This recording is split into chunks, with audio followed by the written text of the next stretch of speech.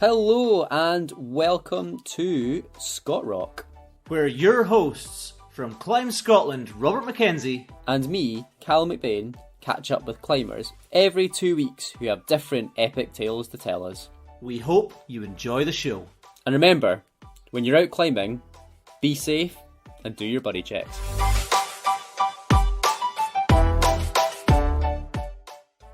Welcome back to ScotRock and part 2 with Robbie Phillips. If you didn't catch up with part 1, pause this now, go back, listen to part 1. It's epic, you won't regret it. But if you have, this is part 2. Let's dive straight in. Right, I'm going to change gears here. I'm going to dial it back. So, I don't want to big you up too much here, but you're a pretty big name now. You're pretty famous. A lot of people know you. And I think most people who know your name, I hope this doesn't come across as insulting, but will know you from your kind of latest, greatest big adventures, like the big films that you've put out there. A lot of people hear your name from these things. They don't know too much about old Robbie's past. And obviously, what you're doing now is one side to you. It's your current direction. It's definitely not the whole story. It's not where you started. And I think you, like me, we were kind of that first generation to really come out of the indoor climbing wall scene strong. Like, when we were coming up, it was the first kind of generation where climbing walls had been around for a little bit, but we'd been brought up through them. We weren't trad climbers already who were using them as training. You know, we came up through them, and that's what we used to get whatever skills we then brought into the wider climbing scene.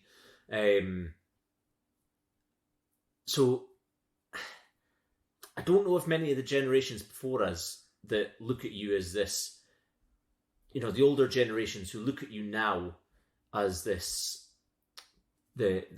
new guru of pushing it hard and doing all these amazing new lines and pushing the sport. I don't know if they know that it all started through the indoor scene and through competition climbing. I don't know if that's something you talk about all that often. It's not something that comes up a lot in your YouTube stuff these days. So I think it's an interesting part of your history, like what the comp climbing scene was for you and what it gave you in what you're doing now. Yeah, no, that's really some good points there. It's funny because, I obviously I put a lot of information and content out there through YouTube videos, social media, all that sort of stuff, and I guess that paints a picture to other people of who you are, what you do. But because I myself don't see myself always as what I put out, because I know the full length and history of me, how I view myself might be quite different to how people now perceive me, especially people who are just learning about what I'm doing, or people that have only learned about what I've been doing in the last 3 to 5 years, or 6 years or 7 years or 8 years. And it's funny because who I see myself as is, that little boy who started indoor climbing, at Alien Rock 2, and then Alien Rock. Joined the Ratho Youth Club, and then started doing the bricks, and had that sort of fierce rivalry with Rob Mackenzie, which was kind of very one-sided because I was super rubbish and Rob was super good. Don't be proud-nosing me like that. and I love indoor climbing, and I spend a lot of time indoor climbing and training. And over the years, my life's gone in so many different directions at different times, from coaching, working with competition climbers, young competition climbers, working with, just passionate climbers in general, coaching them for performance, route setting, then kind of getting to the more adventurous side of climbing and developing that side of me and the things I want to do. And it's into what I do now, which is kind of from a career perspective, filmmaking and producing content about authentic adventures, storytelling, the things that I'm doing on a day-to-day, week-to-week, month-to-month basis, these projects, these goals, trying to share the experiences of exploring the Scottish landscape for first ascents, for big, beautiful features that capture my eye, for the king lines, and trying to show what inspires me most about climbing at the moment, which actually for the most part is climbing in Scotland, because I think we've got one of the most beautiful and varied landscapes I've ever seen in the world. And I've really travelled the world, I've been to a lot of places. And so I'm trying to get around to what I was trying to answer, but I mean, yeah, I guess if you're new to me, you might only see me as this sort of adventure trad climber who's going about, doing that. But yeah, I have a whole background in history and indoor climbing and competitions, and that's really where it all started. Actually, it all started with the Duke of Edinburgh Award. Oh, really? Yeah. And this is quite interesting because I remember the day I signed up for the Duke of Edinburgh Award. I wasn't a climber. I was maybe at that point 14 years old, coming up for 15. I was in S3 high school, and the teacher said, you need to go and have a look at the Duke of Edinburgh folder in the library because it's got the different activities that you can do as part of the Duke of Edinburgh Award. You've got to do a sport, you've got to do a charity, and you've got to do a skill. Yeah. So I went along to the library, asked Mrs. Hooper, the librarian, if I could borrow the folder. She said, there it is. I was like, okay. So took it to a wee table, and I can remember opening the pages, looking at the different activities you could do. And in the skills section, there was this option to do animal stuff. So I was like, that's really cool. Animals, like, I wonder if I could get like a job or like a voluntary work placement at something like, the Dick Vet or maybe like the Butterfly and Insect World. Ended up getting a wee job at the Butterfly and Insect World for 3 months, which was amazing, yeah, and learned all about reptiles and insects and snakes and stuff. So that was that solved. The other option for the charity was there was all these different options of charities that you could go and work for. There was this other one. There was this one at the end. It was like, helping an elderly person, a grandparent. So I went to my granddad, and he went, "Son, I'm half blind, so if you want, you can just help me do my shopping, and I'll take it off for you." Solved.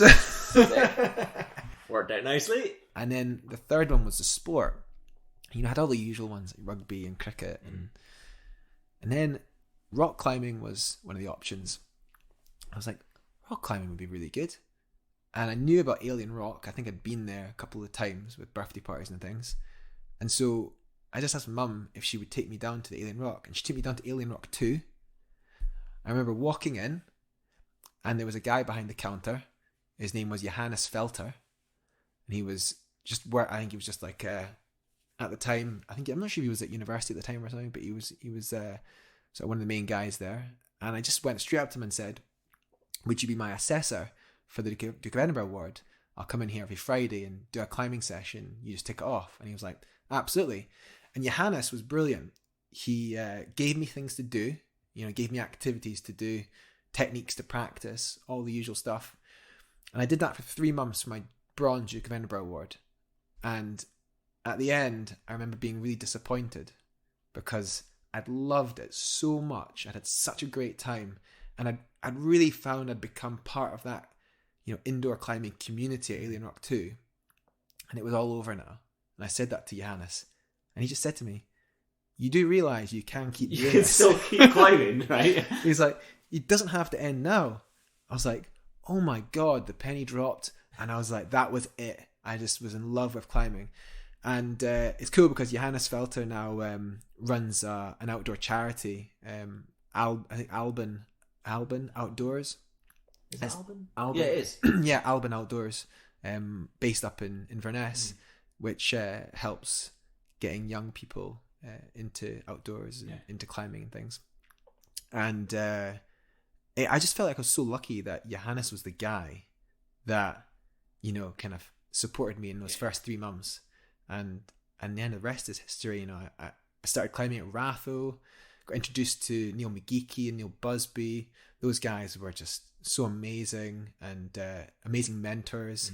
Taught me, you know, what it is to be a good climbing steward, you know, to enjoy, you know, to be able to push hard and train hard, but also respect the environment and to become part of that social scene as well, and to look after others. I think something that I had been missing as well before I found climbing was a real social side to my life. Like, didn't really get on with kids at school. Like, I struggled. I'm pretty sure I've got ADHD. I'm pretty like I'm definitely on the spectrum. I just didn't, like, you know, see eye to eye with a lot of kids, and that was a real problem. But then when I found climbing, introduced to, you know, the wide demographic of people that you get in climbing, mixing with people of all ages and abilities and socioeconomic backgrounds, it was just a melting pot of like different people, and they were all very welcoming because we just had this one thing in common: we loved to go climbing, and that was that. And then from Neil and Geek and Busby's influence, you know, I did competitions. They took me outdoors. They took me on trips to Malham Cove, to Kilnsey, to Dunkeld. They took me on trips to Spain, to France. You know, I was traveling the world from when I was 16 years old. Then I went on my first big climbing trip on my own to Seyouz when I was like 16. I went for like the summer, just camped, you know. And I can remember I had no idea really how climbing trips worked at that point. All I knew was I had this amount of money. I had to make it last as long as possible.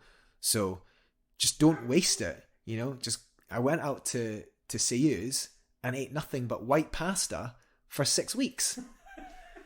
By the end, I had constipation. Yep. You were very malnourished at that point. Very malnourished. I think it was white pasta and Nutella. Strong combination. I know, Dave McLeod. That's like your what was it you had on El Cap? Was it peanut butter wraps? Mm-hmm. Ah, God. I'm still on them. You still on the peanut butter wraps? Oh yeah, I love peanut butter wraps. Almond butter wraps. You freak. Yeah. So I'm interested, the competition side, not just the indoor climbing side, but the competition side. What did that give you anything that you've used in you use in your climbing now? Like, was there anything that side taught you? And where, this is a difficult one to word, where would you place the importance of that part of your climbing history to what you've been able to achieve? Like, what was doing the competitions specifically an important part of that journey for you, or was it a little bit of a side hustle as you were kind of just coming up through climbing anyway? Maybe a combination of both, you know. I think climbing competitions for people or for kids who live in the cities, there's something to focus on, you know. Living in Edinburgh, the nearest climbing is south. You know, you could go to Northumberland, an hour and a half away. I guess you got the Central Belt quarries. They were a big part of my climbing development as well, growing up. Dunkeld, it's like an hour and a half up the road. Dumbarton, that sort of thing. Yeah. But they're not on your doorstep, you know. It's not like after school, I'm going to the crag. It's a weekend job, you know, or, you know, just, yeah, that's what it is, you know. Yeah. And you're going to have someone to drive you there. And last time I checked, 16, 15-year-old aren't allowed to drive, yeah. So that's not going to happen. Yeah. So climbing competitions are a great thing to focus on. They give you purpose. They give you direction. They give you, you know, this concept of goal setting, something to build towards. And I guess the climbing competitions gave me that. I am naturally competitive. I definitely am, but I don't think I really have the fire for competing against others. It's not like I think I struggle with that thing where I'm like, I want to beat other people. It's not like that. It's like I want to better myself. I want to be better than what I was yesterday. And competitions, no matter which way you try and, paint it, you're always competing against other people. That's what it is. And I mean, there's definitely like nice stuff about competitions, but there's also not so much nice stuff about competitions. There's always going to be losers. There's always going to be tears. And I didn't like that side to it for myself. It's because you always lost to me. It's true. I can remember, like, I thought I had you. I thought I had you because I was training so hard, and we'd had a couple of climbing sessions together at the wall, and I was definitely climbing better than you. And then come the day of the competition, you just crushed me. And I think I am sorry. No, sorry. Honestly, I don't hold any ill will about it at all. It was like, no, because you're not bringing this up 15 years later. No, it's they're all really fond experiences I look back on. Smile. I really enjoyed my time, but it was definitely just a time. And it was. I dip in and out of competitions still. Like, I've not done competitions in a while, but I definitely would imagine myself at some point going back and doing some more. Like, I enjoy the winter bouldering series for things every now and again. But at the time they were massively important towards my development as a climber, on understanding how to goal set, as I said, dealing with failure. That's a big one. The comps do teach you is how to deal with failure. Yeah. One of the biggest lessons I learned from a climbing competition has stuck with me for this entire time, and it's been massively supportive in the way I approach rock climbs now. And it's this idea of being able to give 100% onto a climb, like to really give yourself to the climb and not care about the result at the end of it, only caring about the knowledge that you gave your all. And it happened because it wasn't even a competition. It was actually training for a competition. Geek had set up a mock comp, and he set all these really cool routes, and there was this blue 7C going up the wall, and that was my route. And we went into isolation, and we came out, and we each had a shot on it. And I put my heart and soul into the moment. I was really, really psyched. I got maybe like 3/4 of the way up the wall, and I got to this point where I was like too scared to go for the next move in case I fell off. And because I didn't want to go for it, I let go. And I realized in that moment, I let the fear of failure get the better of me. Yeah. And I never wanted to feel that way again. I left that. I actually was on the verge of tears. I remember feeling it. I was like, I didn't try my best because I was too scared to try my best. Because I thought, what if I fail? And I've never done that since. Because it's always better to try your hardest and fail knowing you gave everything. Because, if you've given everything, then that's it. Without that mindset, you wouldn't have been able to put up Summerlead. Yeah. Because like when you're on hard trad and stuff like that, like when you're miles above a bit of gear that has only got one lobe of the cam engaged, like you need to give 100%. Like giving less than 100% or jumping off because you're scared to give 100% is not acceptable. But at the same time, like equally, any of my hardest trad, sport, bouldering, big walls, any of them, they all required my 100% commitment. They required like me to give when the possibility of failing was high, but only by giving everything could I really succeed. And if I gave 99%, I was sure to fall off. If I gave 100%, I was still sure to fall off. Possible to fall off, sorry, I should say. It was still possible to fall off. But there was also the possibility to succeed. And so you just got to roll that dice and give 100% and see what happens. And look where that's brought you. Like, look at the things you've managed to achieve. But also look at the things I haven't achieved. There's some things I have tried really hard and given everything and not achieved. And that is also worth mentioning because, you know, what makes a person isn't their successes, it's also their failures. And they've got to be able to wear them proudly, you know? Yeah. And, you know, one of my biggest failures of all time, Magic Mushroom on El Capitan. I gave, you know, a lot to that. A lot of time invested, a whole 2 months of my life, like sitting on El Capitan day after day, working pitches after pitches, trying it, and going for 2 attempts to free it and failing and coming home without it, you know? And, you know, that's time that wasn't not well spent. It was amazing. An amazing experience. I learned tons from it, and it's still sitting there waiting for me to come back one day, you know? And one day I'll give it another crack.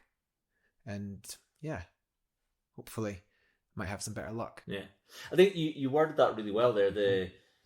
You got to wear your failures proudly. Like, those failures, they're not failures. There's no such thing as failure. Every time you fail on something, as long as you come away with something you've learnt from it, or even if you haven't learnt anything from it, the pride that you tried your hardest. Yeah. And that's the thing. Like, if you give 100% to something, it doesn't matter whether you succeed or you fail. Like, you've given 100%. That's something to be damn proud of. Yeah. And competitions do, or can, if you're conscious enough at them, like, it can teach you that. You know, if you fall off or you come dead last in the competition, as long as you've given it 100%, you can walk out of that room proud. It's true. Yeah. It's true. It's really hard in competitions though, because like in competitions, you're always comparing yourself to other people, and everyone has different days. Yeah. You know, some people have good days on some days and bad days on others. The routes are constantly changing. They're different routes every single time. It's not like you can be like, oh, I got like 1 move higher than last time because, well, the route's different to last time. Yeah. You know, I've just been away on Sky working a big project, and I can feel the progress. You know, I can feel, and I've changed the sequence. I've learned something. Every day I was like, there's a subtle change to what I'm doing now.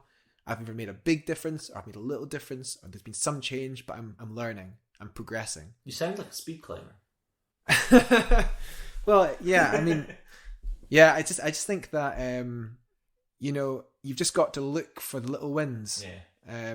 And in competition, it's the same. You know, it's always possible. You got to be positive and always look for these little wins, and just climb for yourself and climb your heart out, and that's it. Yeah, absolutely. So, obviously now you've kind of moved into the realm of hunting and finding, and then developing your own new hard king lines out there. But can you give us? You already said that you didn't have this like hard transition from indoor climbing, competition climbing into the outdoors. You know, Geek and Buzz were taking you down south to Malin. They were taking you up to Dunkeld. Like they were taking you out and giving you that experience of outdoor climbing as you were kind of coming up through the comp scene as well at the same time. So, and then you said you went away to Surana for a little bit, and I know you've been on a bunch of other trips. But can you give us some highlights from your outdoor climbing before you discovered this love of developing? Yeah, sure. So, so Geek and Buzz, you know, they took me, you know, sport climbing and a little bit of trad climbing as well. They really fostered that love and psyche for just rock climbing in general. But sport climbing was definitely what I was most psyched for quite a long time. I'd say up until maybe I was like 23, I was definitely I was trying to become a better sport climber. That was ultimately what I wanted to do. I was really enjoying traveling all over the shop and just trying to push my sport climbing as hard as it could really go. And I'd say there was this interesting transitional period where, I will be honest, I think I just lost the love a little bit for sport climbing, primarily because I just found that, you know, it sounds like a real first world problem. I'll be honest, but I think I was losing the love for sport climbing because I just felt it got a bit samey. It got a bit boring. It was like, you rock up to the crag, have a project, like go through the process of like working the moves, red points, like, and I was going to the same places, every year and meeting the same people, and it was very grade orientated, all the time. The conversations were like grades, soft, hard, like, well, what have you climbed? What? It was just, I don't know. I feel like I started to just get a bit bored of it, and maybe just lost a little of that spark. And I had this moment when I was 23, and I was just like, God, am I losing my love for climbing? And it was a scary thought because I'd always loved it so fiercely, so passionately. And there was this moment when I thought, could this start dissipating? And I did a trip to Australia, which was a bit different. I had lots of friends in Australia, and it really felt like a more adventurous trip. Yeah, it was somewhere different. We were climbing in the outback. I was exploring these like wild and new sport climbing areas, places that a lot of people didn't go as well. Like went to Queensland and climbed in this really cool place called Coolum. It's big, enormous like rhyolite amphitheater. Did it my first ascent, an 8C, which ended up being the hardest sport climbing in Queensland for a number of years. Called it Hagosaurus Rex because the rock was like sort of weird hexagonal features, looked very like dinosaur scales, and I knew it had to have like a Scottish theme, so I called it Hagosaurus Rex. That'll confuse the hell out of all the Aussies. Yeah. The Aussies call it the Hag now. It's had quite a few ascents. I've heard it's a bit of a classic as well, which is quite cool to hear. But anyway, I guess that was my first taste for first ascenting. Even though I didn't bolt it, it was like the first time I'd climbed something that hadn't been done before, and getting to name a climb, that was also really cool. And this trip was also just a bit more adventurous. It was going somewhere completely different. And off the back of that trip, an Aussie friend of mine, Logan, said, do you fancy doing like a big adventurous route next year? Something a bit wilder in the Alps? And I was like, yeah, sure. And he said, well, do you have any ideas? And I don't know where it came from, but I had remembered there was this big multi-pitch in the Dolomites called Bella Vista. And it was an Alex Hooper climb. Yeah. He's a legend. And I thought, yeah, why don't we give Bella Vista a crack? With no idea what it entailed. So 2014, I guess, we met up at the Dolomites and went to the Trecime de Lavaredo to Cima Ovest, where Bella Vista is, and started climbing. And I'd never done a multi-pitch before in my life. And this is... What a one to start on. Yeah, this is an 8B plus multi-pitch in the Dolomites on one of the most incredible overhanging features in... Well, it's not the Alps because it's the Dolomites, but in Europe, At the time, it was regarded as one of the hardest alpine rock routes in Europe. And it was protected largely by pegs. In fact, I don't think there are any bolts on it other than the anchor bolts. I think everything's a peg. So it's a pretty wild and committing climb. And I remember we tried it over a week and had a push attempt, had one big day we were trying to do it. And I remember committing to the crux pitch and having to have a conversation with myself at the belay. I can remember vividly the conversation I had with myself where I was so scared of taking falls onto these pegs. And you gotta understand, it's exposed, it's steep. These pegs rip. You're not going anywhere. You're not going to hurt yourself, But I was new to this and I was scared, and the exposure really took it out of me. And I had this conversation with myself in my head where I was like, do you really want this, Robbie? Do you want this more than life itself? You have to commit to this. You have to give everything. Just give it all, yeah? And I actually was like, yeah, come on, you can do this. And I went for it. And I can remember blasting like 40, 50 meter long pitch, traversing sideways along the side of this enormous overhang. At one point, for the first 10 meters, you turn a corner and you can't see the beelier. You're there on your own, just firing through this incredible overhang. The rock is moist and it always carries this like moisture to it. So all the holds are really slippy. It feels like you're climbing on soap. And some of the holds, they wobble and they break as you hold them. The rock quality is pretty poor. And you're just clipping these rusty pegs that have been there for 20 odd years. And I was powering through this sequence of really hard 8B plus climbing. And then at the end of this sort of traverse, there's an enormous hole. And you just throw your foot into it, heel hook it, and then grab it with your hand. It's a big jug. And as you grab it, you know you've got like this one short 10 meter section left to do with a wee cruxy section in it. But in this hole, you can rest. And I grabbed the hole and there's no feet. So you stick your feet inside the hole and you hang upside down. And I managed to jam my heels and my toes into the hole and bat hang backwards, facing outwards towards the mountains.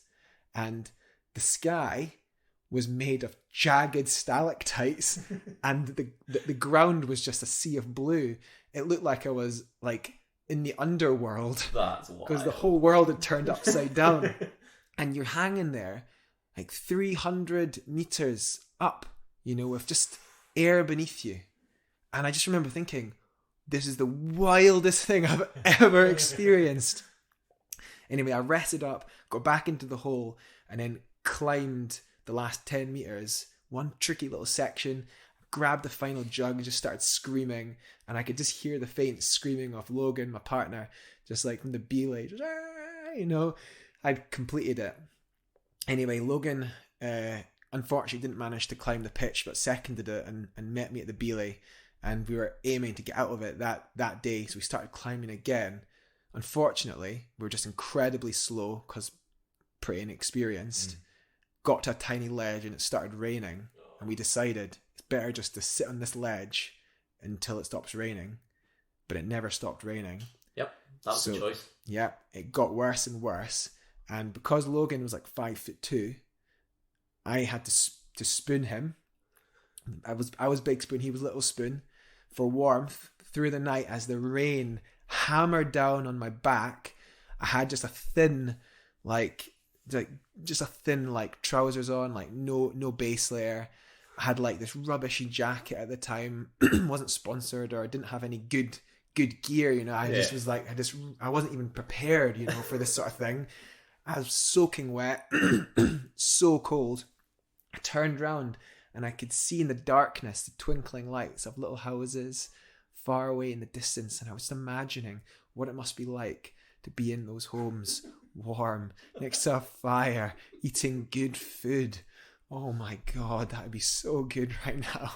But here I'm on this bloody ledge, 400 meters up a bloody Dolomite cliff, spooning a tiny Australian man for warmth.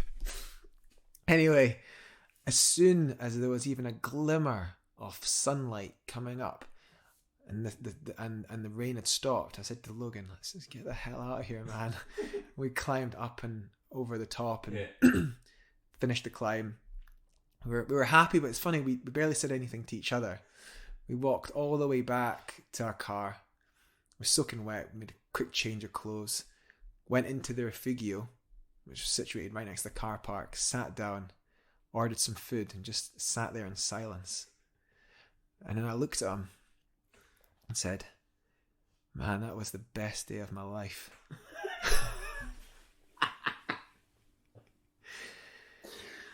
Mate, you got a screw loose. Yeah, and that was the start, man. That was the start. That was when I got the real taste of adventure, the thing that set it all off. I realized it wasn't that I was losing my love for climbing. I think I was just lost before this.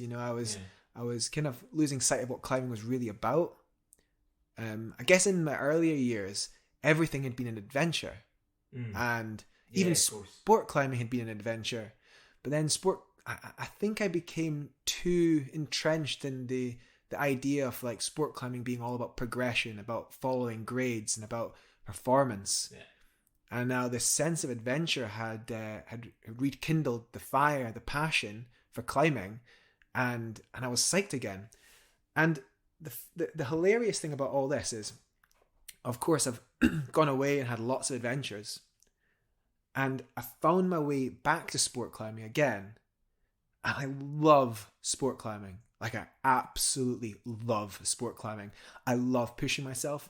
I love like finding a project and challenging myself on it, and I can enjoy it really intrinsically for me because, you know, that's a part of it.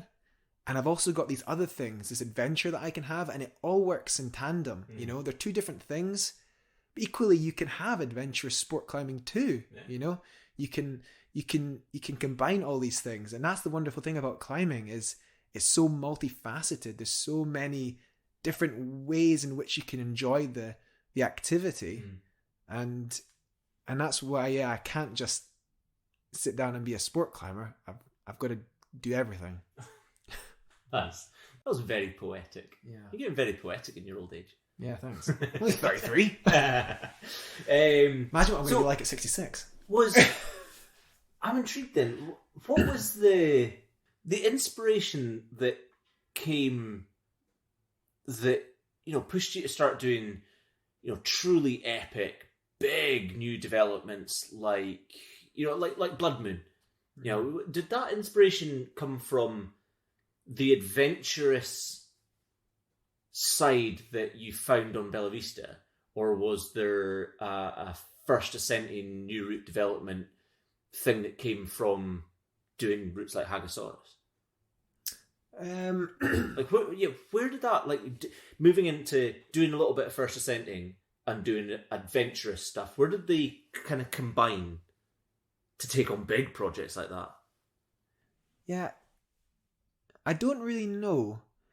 You know, it's hard to pinpoint exactly what it is. I would actually say that first ascenting has not always been something I've been that bothered about. You know, like I would even say when I went and did Blood Moon, like I'd caught a little bit of that first ascenting bug beforehand, where I was like, oh, it's cool to go and do new routes. And I honestly think that I thought with Blood Moon, so for people that don't know, Blood Moon's a big wall first ascent in Madagascar that I did in 2018 alongside good friend Callum Cunningham from Ullapool and my other friend Alan Carn, expat, who lives in France. And I'd say but when I went to do that, the idea of going to Madagascar, it's such a long way away. Yeah. I mean, if you're going to go to Madagascar, you might as well do a first ascent. I mean, you got to leave something behind, you know, like just going there and repeating routes. It just seems a bit of a waste. In my mind, sorry, I shouldn't say it's a waste, but in my mind, I was like, you know, if you're going to go and have an adventure, have a proper adventure. Go and do something new. And when we arrived in Saranoro in Madagascar, we looked at these walls and there was just some really epic things to go at. So we went for it. But, you know, I'd say like that back then, even then, I'd say first ascenting wasn't necessarily the thing that I was most psyched for. I would say, honestly, when I came home, it was probably just going out and repeating things like, you know, things that people had already done. Because you're a surefire way of having like a really good day's climbing, going out and doing things that other people have already done and achieved. And, you know, it's just good to go out and do stuff. Good to go out and climbing. When you go first ascenting, there's a lot more to it than just the actual climbing part. But these days, I found that's really changed. First ascenting for me is probably the thing that I love more than anything right now. And I'd say, you know, I'm not hungry for developing loads and loads and loads of climbs. It's not like I'm not this kind of guy who wants to just like have his name in the guidebook on all the climbs at the crag. I just want to find the best lines. I want to do the best quality rocks, like the best, most beautiful, inspiring routes that capture my imagination. They're not the climbs. They're not necessarily even the hardest climbs always. They're just the ones that really look like I want to climb that. And I think I just really like the unknown of a first ascent. Looking at a wall and thinking, could that be possible? Is that possible? Oh man, I'd love to get up there and see. And especially in Scotland, what I have found is I'm just psyched on going out and hunting, looking for these things. I get ideas, feelings about places. I can't quite put my finger on what it is. It's like there's something deep inside, calling me, from the hills, from the mountains. They're saying, we're here. You've just got to find us. And I always imagine that there's these amazing boulders, these big, steep, epic pieces of granite with beautiful features waiting to be found somewhere in the hills. I mean, with my most recent developments up at Ben Loyal, that was definitely what happened there. I mean, I can remember the first day I saw Ben Loyal, the mountain. I was driving across the Kyle of Tongue on that bridge, and I looked south and saw the mountain in all its glory. This beautiful granite tendrils just wrapping their way around the green mountain hillside, looking like an enormous hand, like an enormous troll's hand, and just squeezing this mountain. And it had this sort of beautiful, the sun was gleaming against it with those wispy clouds, and it looked like something out of a Lord of the Rings picture or film, half expecting to see some enormous dragon flapping its wings coming around the side. And I just looked at it thinking, God, there must be something amazing up there. I just felt it calling me. And of course, got home and looked on UKC, and there was a few climbs, and I saw that Simon Nadin had done some first ascending up there. Got in touch with him, and he of course said, oh yeah, there's something really special up there you need to go and take a look at. And of course went up there and found some of the most amazing rock I've ever climbed in Scotland, but it had been kind of left relatively untouched for the last decade or so and kind of fallen into mystery, But the fact is, I think that there are climbs, there are walls, and there's stuff in Scotland, again, like the St Kilda Soy thing, they're just waiting to be found. And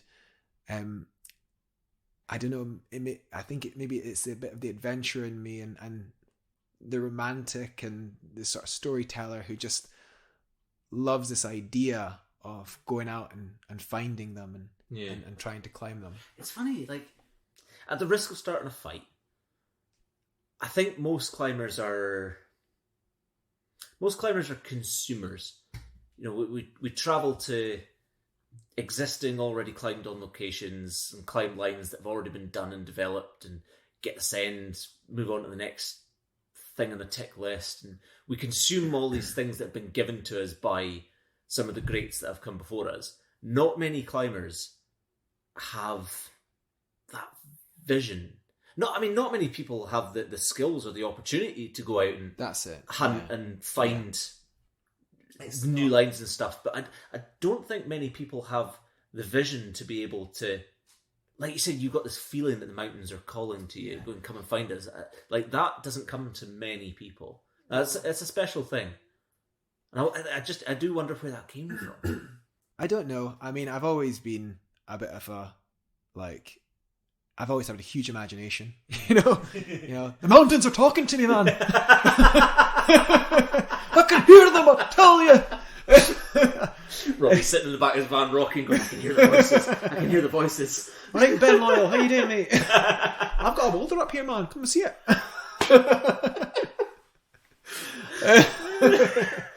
But, you know, I mean, I've always had a big imagination. Maybe I'm a hopeless romantic, and I kind of imagine, you know, I grew up on Lord of the Rings and Star Wars and, you know, all that sort of stuff. So maybe it's a mixture of that going into, you know, climbing and the stories of climbers, all together. I hate to say, I don't like to suggest that other people are doing it wrong. Like, there's nothing wrong with just going out and climbing stuff that's already been done. Like, there's absolutely nothing wrong with that. Like, that's really cool. Like, that's absolutely fine. Like, repeating hard stuff, repeating easy stuff, you know, whatever. I have opportunity. You know, that is without a shadow of doubt. I'm a sponsored climber. I get paid by companies to create content, to be able to live this life. I don't get paid a lot of money, but I've managed to forge myself a career that gives me time to be able to do what I want. And that's something that's incredibly rare. That's not everybody has had that opportunity to do that. There is the opportunity for young people and old people to do similar things, but it's not easily done. So I have to say that, you know, because you know, I always find myself, you know, at these crags and these boulders, like cheesing away, like, oh my god, I can't believe nobody's been here. Well, take a moment to think why nobody's been here. Yeah, Robbie. everyone else has to work for a living, Robbie. Yeah, well, they're in the middle of nowhere. You have to get a boat to get here. Like, not everybody has bloody epic loads of time to spend, like, traipsing around Scotland looking for some random boulder on top of a bloody mountain. You know? Yeah, like, and sometimes I find stuff and I go, I can't believe Dave McLeod hasn't done this. And I'm like, Scotland's a big bloody place. Dave McLeod's only one man. You know? It's like, it's like, yeah, I mean, you know what I mean? Like, there's not, and obviously there's other climbers going out and doing this stuff, but they've all made sacrifices. A lot of them have made sacrifices to live a life that's more frugal than a lot of people potentially want. They've sacrificed more than that, like relationships at times. Can't deny, you know, climbing is something that puts a lot of strain on, you know, my life, my relationships, family, that sort of stuff. It does, you know, it takes its toll, and I have to find a way to balance it all. But the one thing that makes it all very easy, not very easy, but makes it easier for me, is that I don't have a 9 to 5. I don't have a manager, you know, who sits over me and asks me for deadlines. You know, I've managed to create a career that is very flexible, and that is possible for other people, but that is also what allows me to do what I do. So yeah. I mean, it sounds like the fairy tale life, and I'm sure it's not all There's all the challenges. fairy tale life, but you know, it's hard, and it's definitely not for everyone. Definitely not. But yeah, I want to come on to your career side in a second, but how many? When I was writing questions for this, I was wondering how many first ascents have you actually got now? Not many. Like, I'm not like that's. I don't think I've got loads and loads and loads of first ascents. I'm quite picky. Yeah. It's funny actually. Somebody asked me this the other day. They asked me why it is I don't tend to do easy first ascents, because it's not like I'm going out and putting up loads of like Severes and VSs and HVSs and even like E1s, E2s, E3s, you know. And I've only placed a handful of bolts in my life. I've never bolted anything in Scotland yet. And the trad first ascents I've done have all been harder. Oh no, at least E6. I don't think I've done a first ascent of a trad route easier than E6. And bouldering, I think maybe 7. I guess like 6C, 7A, something like that. And I guess someone said, you know, why is that? I mean, the answer is, to do first ascents, it's a lot of work. Yeah, you need to put a lot of elbow grease to not only finding the routes themselves, but cleaning them, preparing them, getting them ready to climb. If these are big trad routes, you know, they take that a lot of commitment. Also, I want a challenge. I want something that's going to feel worthy of the time I've put in to clean it and prepare it. So that's going to be hopefully something harder that's not going to be done in, half an hour or an hour. It's going to be something that actually takes me time to do. I'm going to get that satisfaction from the challenge. But this is something else I have thought about, is the experience of first ascenting is really, really rewarding. Like, epically rewarding. Yeah, it is. I've spoken to a lot of like really good climbers about this. Cubby is someone who I've spoken quite recently to about this, and he agreed with me. It's one of the most rewarding things he ever had in climbing was doing first ascents and then getting to name them. Name them is so fun. Like coming up with a good name for a route. Oh man, it is a really fun part, isn't it? One of the best things. And I have come across so many epic, beautiful looking lines that are much, much easier than other stuff I put up, that I've looked at and gone, oh, I'd love to do that. But it would be a really nice experience for somebody else, And I have thought, I have given like locations of really epic stuff to quite a lot of people actually, and said, you guys should go up there because this is here.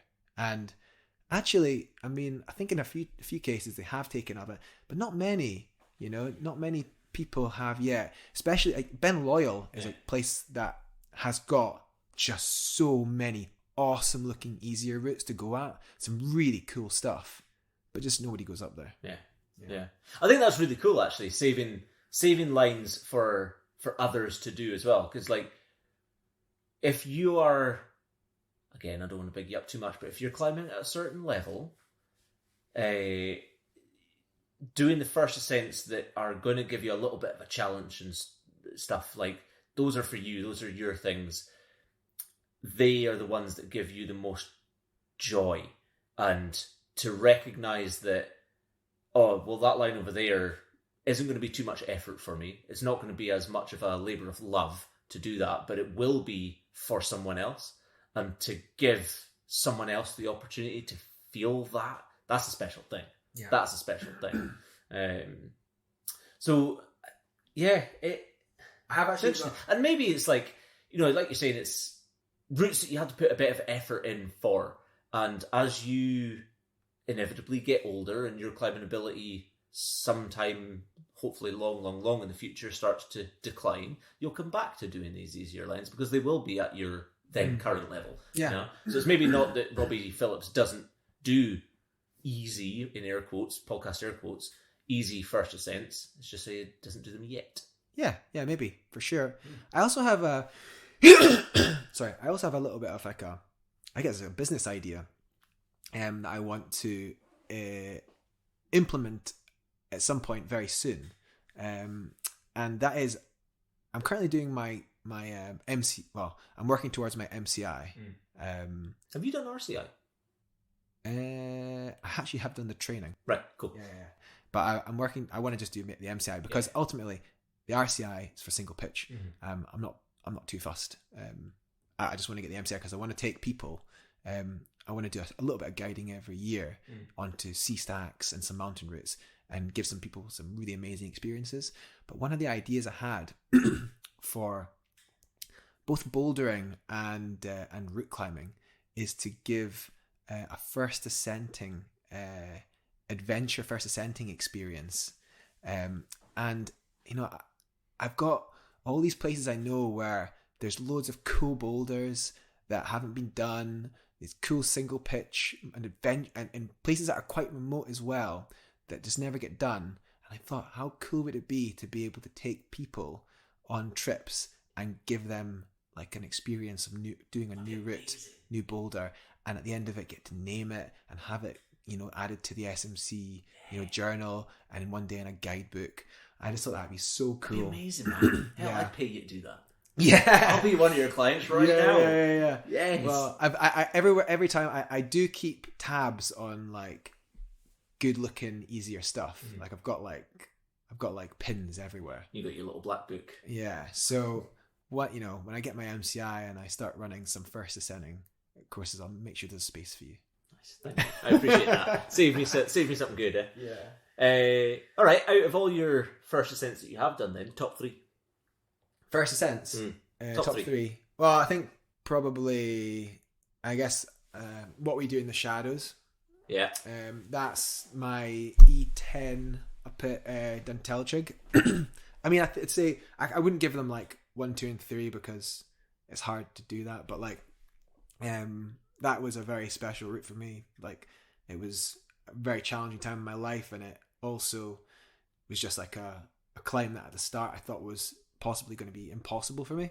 So there's a wee video of that on the YouTube channel if anyone's interested in watching it. It's quite a good wee film. It's actually probably when I first started getting my films started getting a little bit more like emotive and story led. Top 3, I guess Summerled actually. Summerled. Nice. That was really special. Me and Will up on that wall. That was incredible. And I've already told the story of that, so I don't need to repeat it. But something which actually, something a bit different, a boulder in Ben Loyal. I did this boulder. I called it Wind Waker, and it's beautiful. Like, people talk about like Montserrat being one of the most stunning features in the UK. And I agree, but I think this isn't far off. Like, it's this enormous granite boulder that sort of is just seated, hidden beneath the slopes of what's it called, Sker and Batain, which is, or is it Vatain? Sker and Vatain. The main crag on Ben Loyal where I put up routes like Vallon or the E9. And it's kind of sits below that, maybe 100, 150 meters kind of down on the hillside. And it's completely invisible when you're at that crag. You'd have to walk down to the basin to find it. Yeah. And even when you're above it, you can't actually quite tell what the feature's like. But when you get onto it, it's this beautiful, rippling granite. It looks a little bit like an ocarina. Or a clamshell even. Like a clam has that sort of wave-like feature. Yeah. That's what it looks like. And you grab each crest of the wave with your hand. It's like a big granite sloper and traverse the full length of it. The boulder's massive. It's like 3 times the size of a bloody Jeep. And it's quite a long traverse. And it's about font 7B. It's had one other person try it. This guy called Rob Creer, who messaged me shortly after I did the first ascent and drove up from the Lake District to try it. Wow. Yeah. Talking about pilgrimages. He was inspired. Jeez. He was inspired, yeah. And it was pretty cool. That he went up there to try it. Unfortunately, didn't do it. But I got a message from him the other day there saying he's building his strength and he's psyched to go back. Nice. But it's a pretty like remote boulder. It probably takes about 90 minutes to walk in from where you park the car. And it's just a beautiful feature. And I'd say it's probably one of the best it's without a shadow of doubt one of the best boulders I've done in Scotland. I would put it up there with Montserrat, and I can't actually think of anything off the top of my head which is as beautiful a feature. And I've got a really cool wee video on my Instagram actually of it, which I'm sure you can put a link up to as well. Send the links. And it's going to be, I think it's going to feature a little bit in the BritRock as well. So BritRock this year, Al Lee has made a film about me and Simon Nadden doing first ascents of Ben Loyal. So that's premiering in Sheffield on the 7th, and it'll be screening in all the BritRock tour locations. I'm pretty sure the one in Edinburgh and probably one in Fort William, Inverness, and all that sort of lot. So, psyched to see that. Yeah, I can't wait actually. Nice. I've not seen it. So you mentioned in the middle of all that you've forged, in your words, you've forged the career in climbing, which is a special thing to do. It's still really hard to do, and I think it's something that a lot of up and coming climbers dream of doing. It might not be for everybody, but I think everybody has when they're coming up and climbing, they're maybe I could do this as a job. So what made you fight for this as an option against probably against your parents' better judgment? But what made you fight for this as the career choice as opposed to, following, again, podcast air quotes, a normal career path? Well, I mean, I just didn't, leaving school, I didn't know what I wanted to do. Not very many people know this, but I got a placement to study biochemistry at university. I even went for 6 weeks, but I can remember the day I started, I was praying to my dead granddad. Just praying to him, like, I know, I was like, my granddad, because my granddad was such an inspiration for me, growing up. He was my best friend, and he died just as I'd started climbing. Right. So he was, I'm not religious at all, but I remember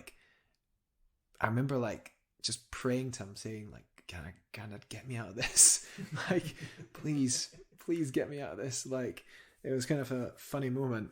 And I went to university for 6 weeks, and I just wasn't for me. I knew it wasn't where I needed to be. And I loved climbing so much, but I just didn't know how to make it a career, and I didn't know what the future was for me. So I spoke to my mum and my dad, and my dad said, if you want to get a job in the outdoor industry, that's absolutely fine. It's just got to pay the bills. Yeah. You're going to make it work. And I was like, okay. He said, well, I'll give you some time to support you to, finding that. So I was really lucky that my parents were able to support me for a time. And I got a job at Ratho pretty much straight away. Yeah. And that was great, like Ratho, Edinburgh Leisure gave me a job working as a climbing instructor. So for 2 or 3 years, I worked at Ratho. I was doing the birthday parties, doing the taster groups, working alongside some of my best friends, Geek and Buzz, and they were bringing me up as well as a young aspiring coach. And I was getting opportunities from Mountaineering Scotland to work and run youth team events for the performance orientated and competition climbing kids. I was also route setting. I was developing my skills as a setter. I got opportunities to set for the YCS, for the national competitions, and then eventually into international competitions. So, within like a fairly short period of time, I guess like a year, 2 years, I was getting all the opportunities I needed to build a career in the outdoor industry. It was happening, yeah. And at the same time as that, I was developing my skills as a climber. I was finding, finding out where I was going with it, and I'd made some relationships with brands, with sponsors, and namely with a German gear manufacturer called Edelrid, who I've been sponsored by since I was 18 years old. And with Mountain Boot Company, the distributors of Scarpa and Friction Labs and Sea to Summit. Scarpa being one of the main sponsors, when my climbing shoes. And eventually that led to building a good, strong partnership with the clothing brand Patagonia. And that has kind of ultimately led me into what I do now, which is brand work, content creation, which is the YouTube channel, filmmaking, storytelling, field testing as well for products, and I still work as a coach. I still do coaching sessions. Thursday I've got two coaching sessions, 2 new clients. I don't do anywhere near as much as I used to. I purposely stepped back from the coaching, but it's something that I'm still interested in, and actually the next step, really what I want to do is explore doing a little bit of guiding. And so that's essentially how, in a nutshell, how everything's kind of evolved. You couldn't really make a direct pathway saying, this is what you do to become a professional climber. Yeah, X, Y, Z. Yeah, because let's be honest, like, with how many professional climbers are there in Scotland? There's me, there's Dave McLeod, there's Will Bosey, there's Max Milne. I can't think of anybody else off the top of my head. Maybe Greg Boswell. Greg. Yeah. Kev Shields. Yeah. Not sure. I don't actually know what Kev does. Anyway, beside the point. I think of 5 or 6. You know he's going to come for you after listening to that, right? What? I didn't say nothing. I don't know what Kev does. I've not spoken to Kev in a couple of years. Anyway, there's 5 or 6 professional climbers in Scotland, and I guarantee you our journeys in climbing, especially within the sort of professional development of our careers, will be very different. Yeah. What Will has done is completely different to what I've done, which is completely different to what Dave's done. Yeah. I mean, we're all 3 different generations, really, We're all about 10, 15 years apart from each other. So, the outdoor industry has changed massively in that time. But for young people, or not even young people, but anyone who's listening to this, who's thinking about, getting a job in the outdoor industry, becoming a professional climber, whatever that may entail now, I do think it's easier than it ever has been before. There are opportunities, yeah? And if that's working with brands, that's part of it. But you really need to understand it's a two-way street. There is work involved. It's not getting paid to go climbing, yeah? I mean, Will Bosey probably is getting paid to go climbing because he is Will Bosey, yeah? When you're the best climber in the world, you can do that. He'll still have his quotas of content creation and stuff as well. Yeah, of course. And things he's got to show up for. Exactly. He's got to do all those things. He's got to do that stuff as well, yeah. But I do think that there is, for what I do, there's a hell of a lot of work involved in the background, and the bonus that what it allows me to do is flexibility to go on climbing trips and to do the things I want to do. But there's always the question of how long will this last, and what is the backup if I don't have a sponsor next year, or in 3 years' time, or in 10 years' time, what is Robbie's next step? And I always think about that. It's something I'm not always thinking about, not losing sleep over it, but it's something I'm conscious of, which is why I look at other options. 10 years ago, if you'd asked me, would I be doing my ML so that I could do my MCI, I'd be like, no way. I don't want to go guiding in the bloody mountains. Why would I want to take people guiding in the mountains? Yeah. But now, I'm actually quite psyched on the idea. I'm like, but now, I know what I've gained from, the mountains and from climbing, and I've got so much psych to be able to, instill in others. Yeah. I'd love the idea of that. Time to give it back. Dude, totally. And I'll tell you another cool idea I've had, actually. Are you sure you won't give this away? I give all the good ideas away. But do you know someone who I've always been super inspired by? Someone who's been a little bit of a hero of mine, who I could actually say inspired me to go to Madagascar. Actually, he did. Was the legendary French climber Arnaud Petit. Oh yeah, you heard of him? Yeah. Yeah. So Arnaud is a IFMGA mountain guide. He's also the 1997 World Cup champion. I mean, back in his day, he was top of the league and World Cup competitions, top of the sport climbing world, first ascents up to 8C+, and he has done more big wall multi-pitch first ascenting around the world than probably anybody else. And he wrote a book which is a compendium of all the most amazing multi-pitch walls called Parois de Légende. And there's a small section on Madagascar in there, and that is what inspired me to go to Madagascar big wall climbing. But Arnaud Petit also has been doing something really amazing over the last 5 to 10 years. He started this team called the FFME Rock Aventure. Now, basically what the FFME Rock Aventure is, it's the FFME is the French Federation, and it's a federation-backed team that supports young adventure rock climbers in giving them the skills to go out and put up first ascents in remote locations. Oh yeah. Yeah. And I know that the UK has the Young Alpinist team, Young Alpinist group run by Tom Livingston. Mm-hmm. And I think that's flipping awesome, but we don't have a rock one. Yeah.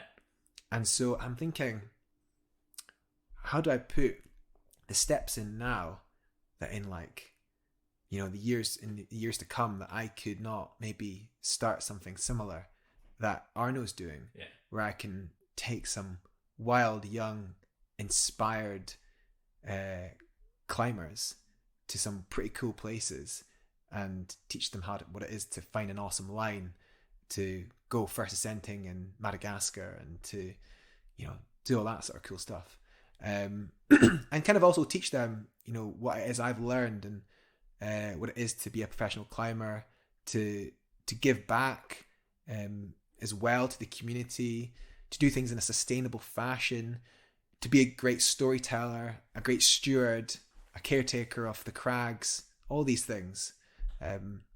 That's something I've kind of got in my sights in the future as well. You're a bloody inspiration, man. That's awesome. What a future path that is.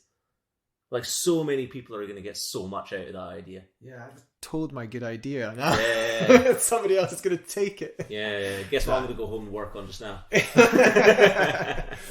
Just, I wonder if Mountaineering Scotland will back that. I mean, that sounds awesome. Does sound pretty good, yeah. We'll see. Mate, like, I wish you all the best with that, because that sounds like such a cool plan. Yeah. Such a cool plan. I hope you pull that off. Our like, mine and Callum's vision for what we do through work is all holistic, trying to give opportunities for everybody to try all the different parts of climbing. And we can't do everything ourselves, so we have to lean on other people to do elements of it. And it's a pathway, isn't it? Yeah, it's a pathway, and you doing that kind of side of things, if you get this up off the ground, like, that's such a huge part of it. That's a huge part of it. And like we said earlier, not many people have the opportunity or the skills or the vision to be able to do, and if you can provide that for them, that'd be amazing, man. Yeah, that's it. It's giving people an opportunity and helping the next generation get a foothold and being able to achieve some pretty wild things. Awesome. Right, well, I think we should wrap that up there. That was really cool. Thank you very much for actually finally sitting down with me. That was cool, man. Yeah, man. That was cool. Love chatting. That was the most in-depth conversation we've had in years. I feel refreshed. Yeah. I feel inspired. Yeah, I know. We don't chat enough. We need to go climbing more. Well, I mean, I would, but I'm stuck here. You're jetting about all over the place. Yeah. Yeah, thanks for the chat, man. Yeah, no worries, dude. No worries. Yeah, thank you very much. No worries. Well, I feel inspired. Do you feel inspired? Robbie is such an ambassador for our sport, having excelled in so many aspects of what climbing can offer, and always inspiring those around him with his passion. Thank you so much to Robbie for sitting down with me for so long. That was awesome. Can't wait to have you back on the podcast at some point, telling us about your next greatest adventures. It's going to be way too loud. Can't wait to see the new video from his latest Kilda trip, and I'm sure that we all wish him the best of luck in getting his new ideas off the ground, and psyched to see what he brings us next. And I'm sure that in all of his future guiding, he'll be encouraging everybody to do their buddy checks. You should too.